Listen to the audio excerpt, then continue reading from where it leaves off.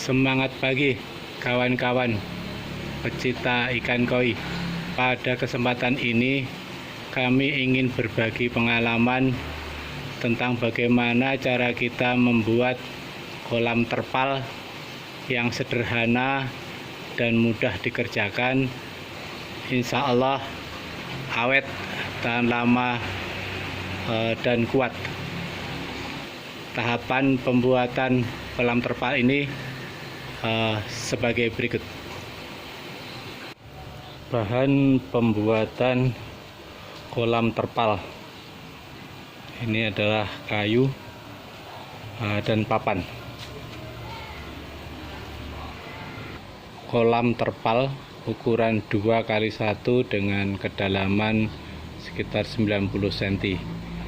Nah, ini untuk yang panjang itu adalah 2 meter, kemudian yang panjang menengah itu panjangnya 110 cm, kemudian yang pendek-pendek itu panjangnya 65. Jadi kira-kira itu dengan menggunakan balok ukuran 4x6 cm. Kemudian nanti ada papan-papan di mana panjangnya nanti menyesuaikan dengan bilahan dari dinding penyangga kolam. Setelah kayu yang dipotong-potong tadi, kemudian kita susun membentuk segi 4 seperti ini per bilah. Yang panjangnya 2 meter ada 2 biji, kemudian yang panjangnya 1,10 meter juga ada 2 biji. Nah, setelah ini baru nanti akan kita beri papan, kawan-kawan. Pemasangan papan pada kerak bringkai dinding kolam terpal.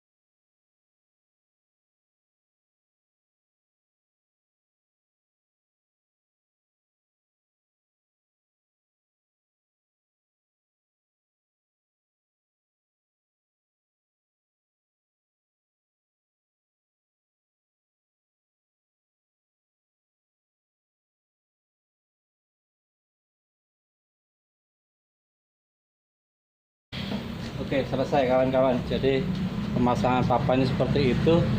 Apabila ada kayunya kurang panjang ditaruh di atas karena beban air cenderung yang ada di bawah. Sedangkan yang di atas hanya sebatas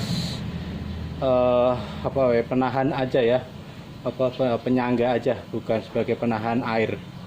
Dan yang dipapanisasi cukup 4 lembar karena tinggi air mungkin tidak lebih dari 80 cm, tidak lebih. Jadi mungkin ya hanya sekitar setengah meter, 60 cm lah, sehingga papannya cukup setinggi hampir 80 cm itu.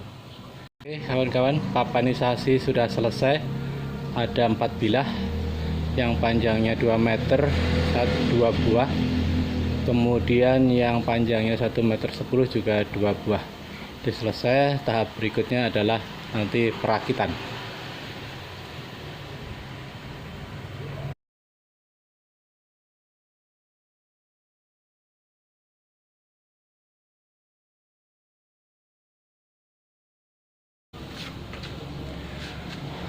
Perlu dilakukan pelubangan pada dindingnya yang sisi panjang karena untuk tempat penguncian. Nah, ini pengunciannya berupa besi ukuran 8 mili nanti sebagai penguncinya, supaya nanti kotak kolamnya tidak lepas apabila dapat tekanan dari air. Sekarang saatnya pemasangan panel kolam terpal.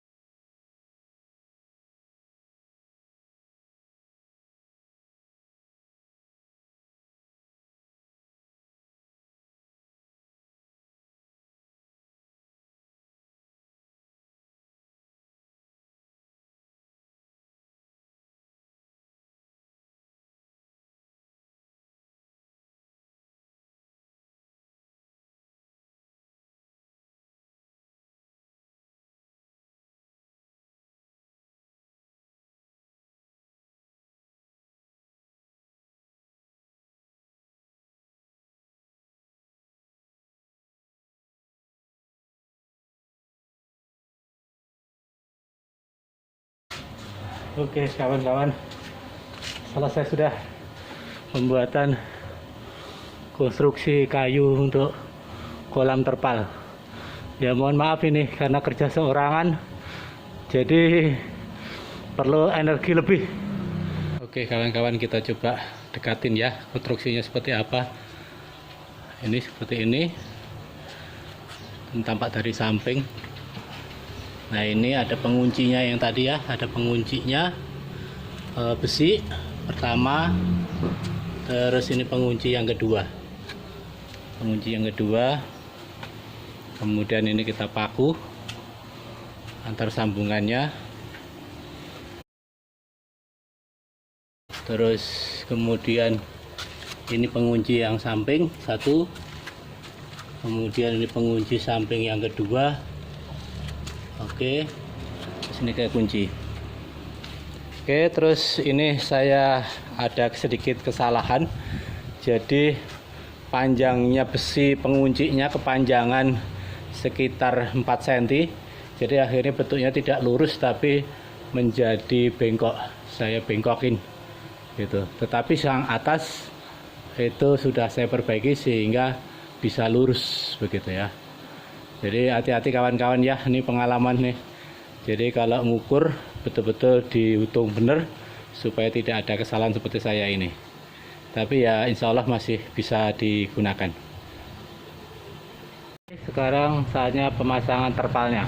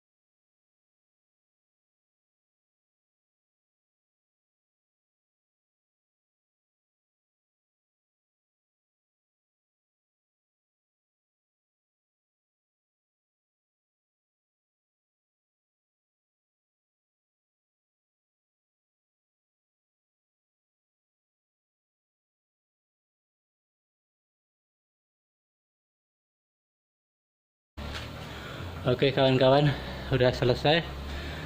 Meskipun tidak sempurna ya, karena kerja seorangan begitu, tapi ya lumayan lah. Ini ya, kita lihat penampakannya dari dalam. Ini penampakan dari dalam.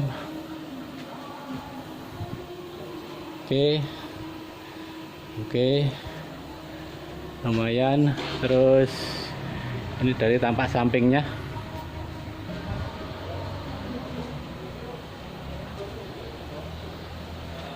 Oke, tambah sampai samping, kemudian dari samping belakang sudah juga dampak dari sini.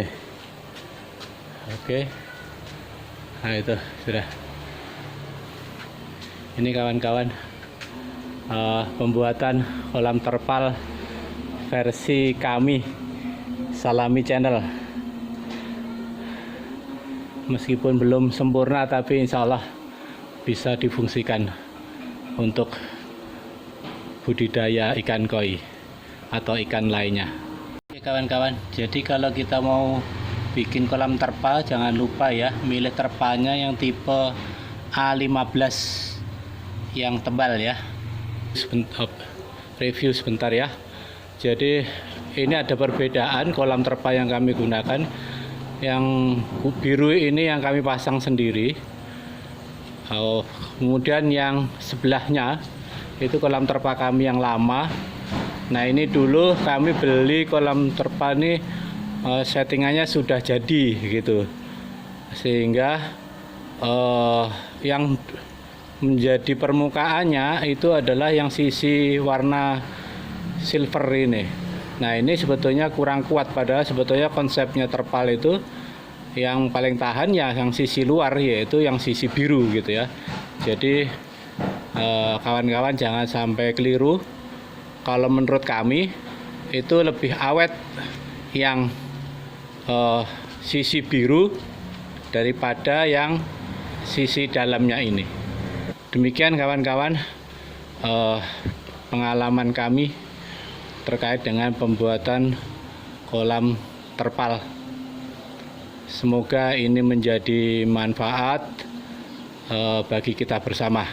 Dan apabila ada yang kurang tepat, silahkan memberikan komen sehingga bisa kita saling diskusi mencari solusi yang terbaiknya seperti apa yang namanya kolam terpal itu. Oke, terima kasih. Semangat pagi dari Sarami Channel, indahnya berbagi.